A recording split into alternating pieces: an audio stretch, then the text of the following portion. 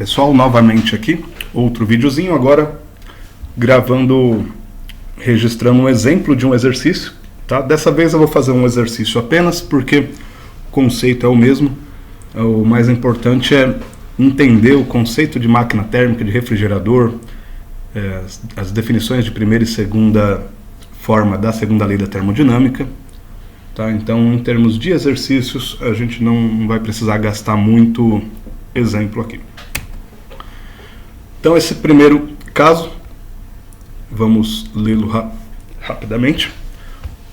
Um motor a gasolina multicilindro. Então, reparem, motor a gasolina multicilindro deve funcionar com ciclo Otto ou ciclo parecido, mas é uma máquina térmica com ciclo horário, né? Sentido horário no diagrama PV. Um motor a gasolina multicilindro em um avião, operando a uma taxa de 2,510 ao cubo revoluções por minuto, ou rotações por minuto, né? Então 2.500 rotações por minuto, recebe 7,89 vezes 10 ao cubo joules de energia térmica da combustão e realiza 4,58 vezes 10 ao cubo joules de trabalho para cada revolução do virabrequim. Então, virabrequim, aquela parte de baixo do motor que a gente viu nos vídeos, onde os cilindros são ligados pela biela e faz a rotação ser encaminhada para as rodas, se for um automóvel, para as turbinas, se for um avião, enfim. Então você tem alguns dados: 2.500 revoluções por minuto, 7.889 joules de energia de combustão e 4.580 joules de trabalho para cada revolução do virabrequim.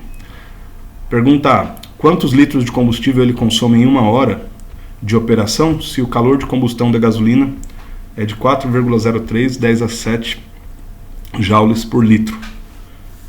Pergunta B: quanto calor é liberado para a redondeza do motor, né? Ou quanto calor é perdido devido à ineficiência da máquina, né? E qual é a eficiência desse motor? Pergunta C. Então, alguns dados que a gente pode tirar. A rotação do motor, eu usei aqui ômega para frequência angular, né? 2,5 10 ao cubo revoluções por minuto. Quantidade de energia na forma de calor liberado pela combustão é de 7,89 10 ao cubo joules para cada revolução. E o trabalho realizado para cada revolução é de 4,58 10 ao cubo joules. Tá? Essas informações do enunciado. Lembrando que o modelo é esse aqui. Uma quantidade de calor flui da fonte quente e é convertida em trabalho, e parte é perdida para o ambiente, que é a pergunta B, né? Então, primeiro, quantos litros de combustível ele consome em uma hora de operação se o calor de combustão da gasolina é de 4,03 10 a 7 joules por litro. Então, aqui nem tem tanto a ver com o tema da aula. A B e a C tem mais relação, né?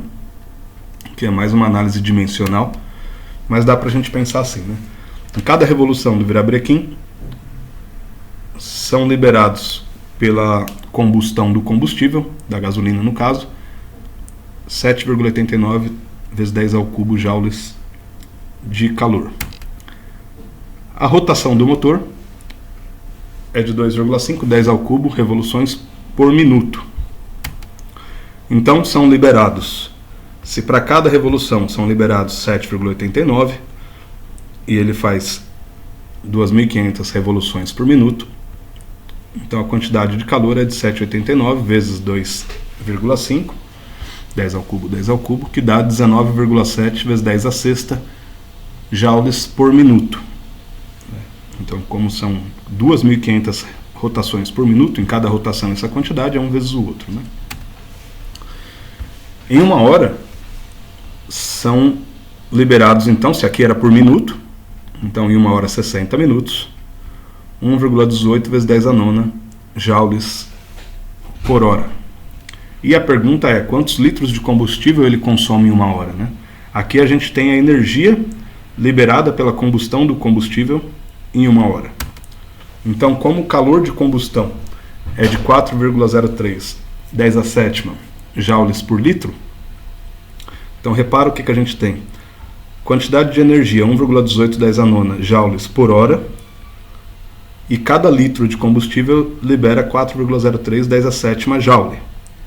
Então, em uma hora, vai mais que 1 litro, já dá para perceber, né? Porque tem 10 a nona aqui.